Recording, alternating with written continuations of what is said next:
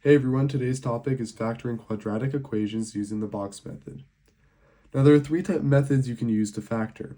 There's the box method, which I'll show you today, and then there's grouping and guess and check, which I'll explain in future videos. So usually when given a factoring problem, you'll be given a problem that uses the formula ax squared plus b of x plus c. Now this is the quadratic formula. So if you do an example, I'll show you where this comes into play.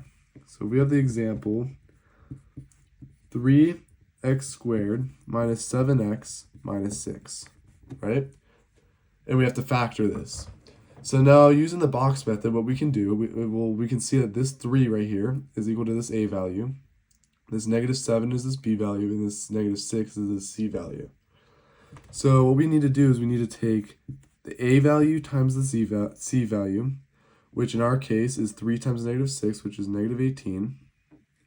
And then we take the b value, which in our case is negative 7. And so what we need to do is we need to find two numbers that multiply to create negative 18 and then add together to create negative 7. So they have to multiply to create negative 18 and they have to add to create negative 7. So two numbers that I'm thinking of is negative 9 and 2. Negative 9 times 2 is negative 18, and negative 9 plus 2 is negative 7. Okay, so now using the box method, if we use those two numbers, if we create a box right here, what we're basically trying to do is we're trying to break this up. So we're working backwards. So we have that negative 9 and we have that 2. So we need to somehow create this 3x squared. So I'm thinking we do 3x and then times x. That's 3x squared, right? And then we take this negative 9 that we created, and we do, since 3 times negative 3 is negative 9, and then what we can do is we can take this 2 right here, and we can just put it here, right? So if we actually multiply this out, we get 3x squared minus 9x plus 2x, and then minus 6. That right there, 3x squared minus 7x minus 6. That is how we factor. So our answer would be 3x plus 2 times, I'm running out of space here, times x minus 3. That's our final answer. So let's do one more example.